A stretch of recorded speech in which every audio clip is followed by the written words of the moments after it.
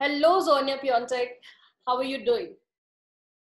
Thank you very well. I've actually just come back from a 1-week ultra creativity workshop in the Philippines, just landed back in Singapore, and yeah, very happy to dive into a lot of topics now. Wow. So here's with me, Sonja, and she is an amazing keynote speaker. I have heard her keynote talks and they are amazing. And she's an award-winning marketeer, and 2017, she was a marketing head with BMW, and that's where her journey started. So, Sonja, will you talk about yourself, why you left BMW and where it all started from? Yes. Welcome, first of all. Very happy to be on your show. So basically, I came to Singapore in 2014 as the director of marketing for BMW Asia. Absolute dream role in an amazing company. I mean, one of the world's most prestigious, amazing brands. I was basically living the life. But it got to a point where I asked myself more and more, what do I really want to achieve in my life? What legacy do I want to leave? What is it that really makes me happy? And there's two things that I truly and deeply care about. The first thing is creating unforgettable experiences. And luckily, I was able to do so during my time with BMW, being responsible for the marketing throughout the Asian region. We were able to create some of the most amazing experiences for the brand and for our customers. So this is one thing I'm very passionate about. The other thing is I'm extremely passionate about unleashing potential, helping people grow, helping women believe in themselves, find the strength to actually see what strengths they've got, take that step outside the comfort zone, and then soar. So these two topics were always with me. And it got to a point where BMW wanted me back in Germany. And I was just at a point in my life where I said, you know what? I actually think it's time to leave that super fancy executive career and start on my own. So towards the end of 2017, I stepped out, and it wasn't as easy as it sounds now. It was actually to leave a company like BMW, to leave a lifelong career, to leave such a high level career. You don't just hand in your resignation. So I had a lot of doubt. I had a lot of hesitation. I had sleepless nights. I had friends and family just roll their eyes and go, you do not resign from BMW. So it wasn't an easy step, but it was a step that I have not a single day regretted. When I left, pause here. When you say it's not an easy step and still you made a decision, what was that one thought that made you think that no, I need to leave it and I need to live the life I want to? What was that one thought? It wasn't actually a thought, it was more a question. And that one question goes, what is the worst thing that can possibly go wrong? And that's something quite often you see there's an opportunity, but then you hesitate. And all these doubts come up. But realistically, ask yourself that one question. And that's what I always convey during my keynote speeches as well. Yes, change is scary. Change can make you feel extremely uncomfortable, but ask yourself that one question. What is the worst thing that can possibly go wrong? For me, I had a good education. I had a good track record. I wasn't going to starve. I wasn't going to lose my identity. So it was just a question of, okay, maybe I don't have the big title anymore. Maybe I don't have my company car anymore. Maybe for a few months, I don't have my paycheck anymore. But in the end, it wasn't anything substantial. So eventually I just said, you know what, I'll just have the guts to do it. And I did. And within a few months, I had, first of all, set up my own agency, SONNENKInd. We basically create the most unforgettable experiences for international brands like Leica camera, Land Rover, Lamborghini, all the big brand names. And we had these customers within a few weeks after I set up the company. So that part has just been flourishing beautifully. Not because it was a given, but because I believed in it. Because I did something where I had the right credibility, where I had my strength. If I had started a career as a traditional Chinese medicine super lady or as a calligraphy artist, I would have completely failed.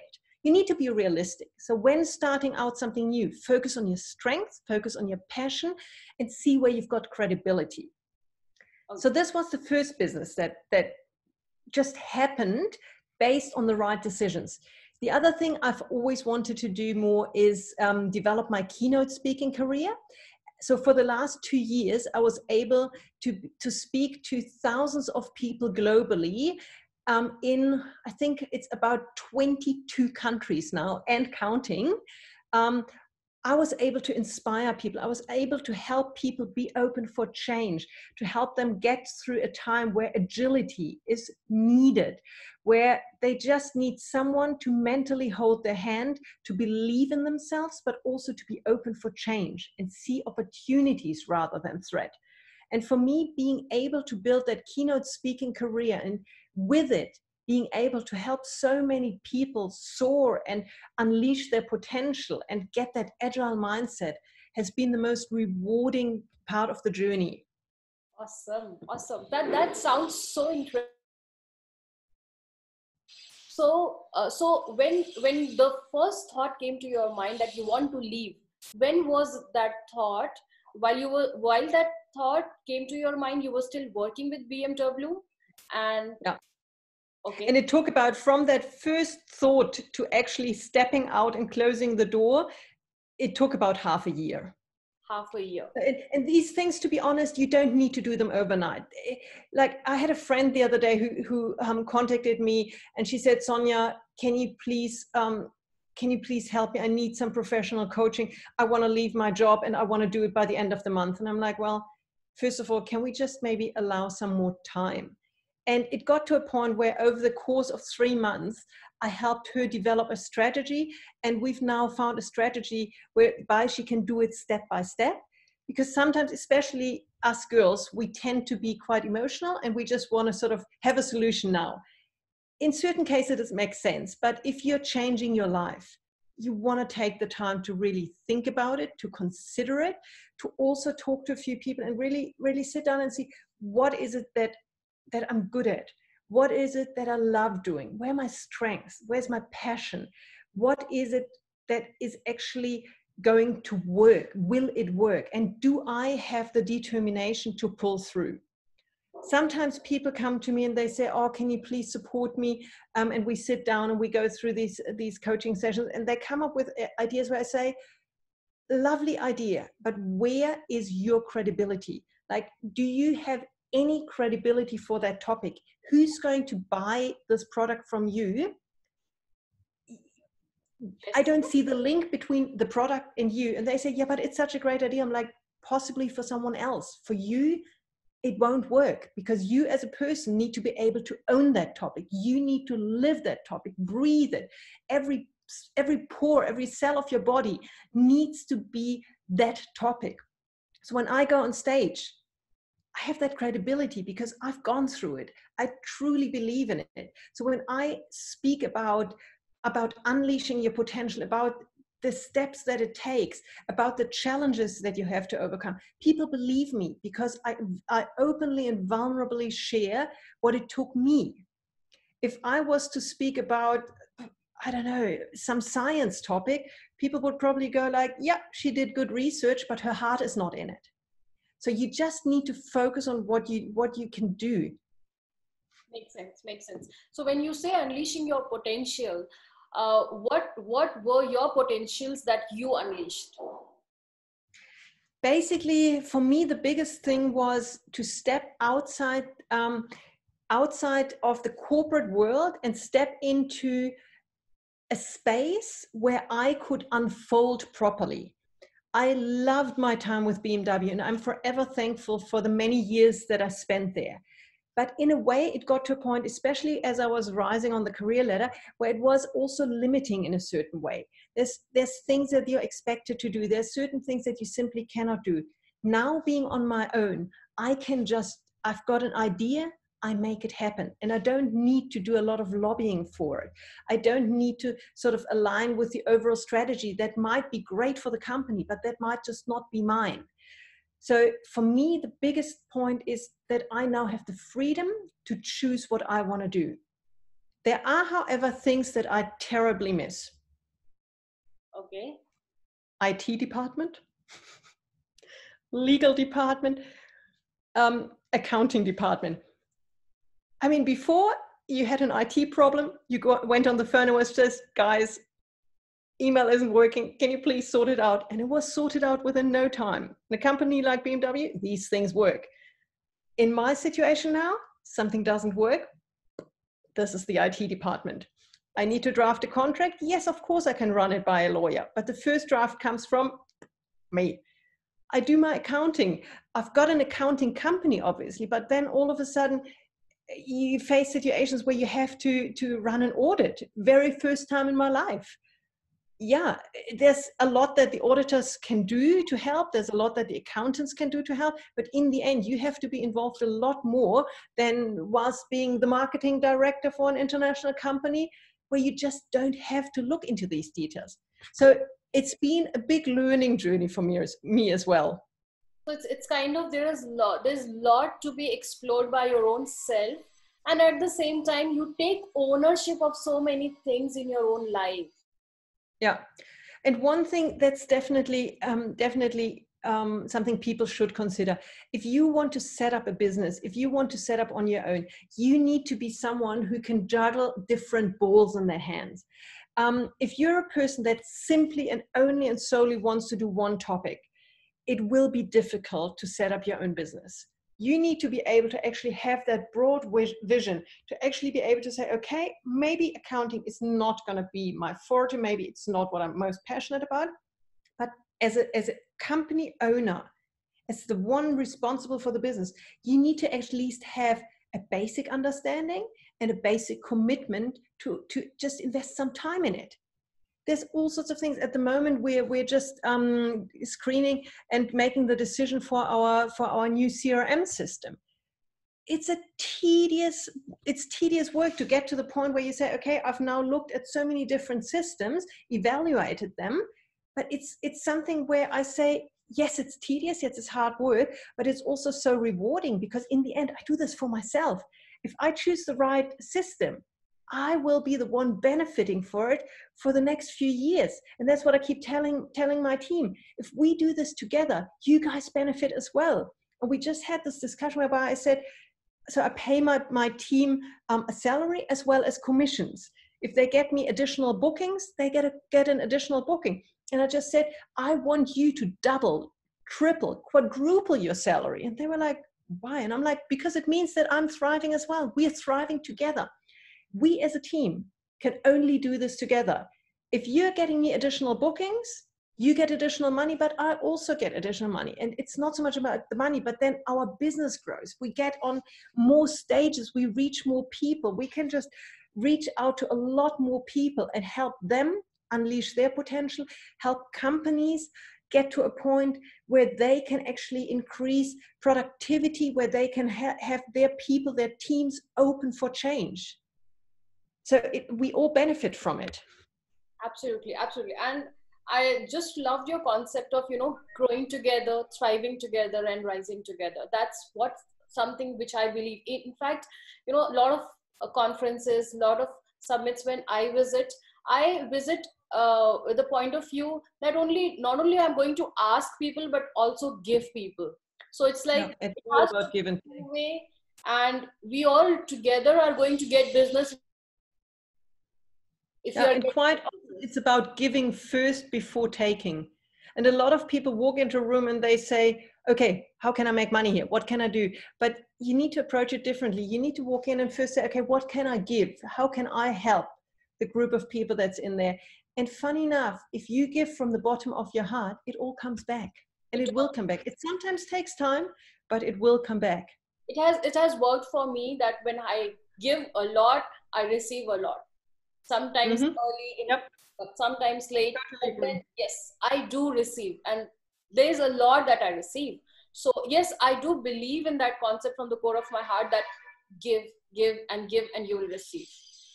Yeah, totally agree. So as a keynote speaker, when you are on the stage, what's your first intention that you want to convey to the audience, that here I am and here I want to share with you, and how how do you approach to people when it comes to this is how I can help you with? So first, you have to have the right mindset. The first thing you need to do when, as a speaker, you go on stage, and be it 100 people, be it 1,000 people, be it thousands of people, you need to have the mindset of, this is not about me, it's about you.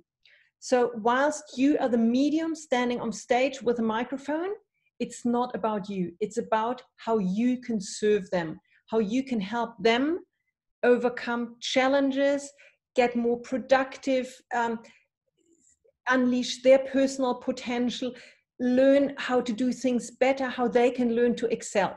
So this is the first thing. From a mindset point of view, you walk on stage, yes, in that moment, you get applause, you're sort of in the limelight, but it's not about you. You are the medium that will help them grow. So this is how it all starts. And then one thing I always do, I try to be as authentic and as transparent as possible. When I speak about unleashing potential, about that difficult first step outside the comfort zone, I don't just tell them how behind the comfort zone lies the universe of opportunities. I tell them, before you get to that universe of opportunities, you're going to sit there and go, this is difficult. I share how I felt, and I share it very openly. And when they see a strong woman on stage, a confident woman with a huge career background, and that woman all of a sudden admits that she went through phases where she was insecure, where she had her doubts, where she had sleepless nights, they open up and they go like, wow, so she had these topics as well. And for her, it also wasn't easy. And that helps people a lot when they then see, okay, so she also had doubts, so it's okay to have doubts. And then I give them very simple and easy to relate to tools which can help them grow. And sometimes it's just so simple. It's just like, okay, write down the 5 things you're good at. Mine is clearly not calligraphy. Mine is clearly not selling. But for me, for example, it is communication is one of my skills. Strategy is one of my skills. And that's just, you need to just come to a point where you say, okay, what am I good at? Let me use this. And a lot of people are in jobs which don't really suit their skill sets. So don't look at, okay, what am I good at in my job, but what am I really good at? Do I enjoy, am I the kind of person that enjoys manual work? Am I the kind of person that enjoys lists of Excel? Am I a very creative visual person? What do I want to do? And when people sometimes now ask me, with my agency SONNENKInd, we create the most amazing travel experiences. Taking 50 Land Rover owners off-roading in New Zealand, helicopter flying. People go like, oh my God, how do you manage to do this? I'm like, because this is what I'm passionate about. This is what I'm good at. So it's a holiday for you. I'm like, obviously it's work, but it almost feels like a holiday because I enjoy it so much. If you put me in a room and made me fill out some forms for 8 hours a day, 10 hours a day, I'd die. So it's all about just going strategically and going step by step. What am I good at? What am I passionate about? What does my heart say? How does it feel? And then step by step, you go to the next level.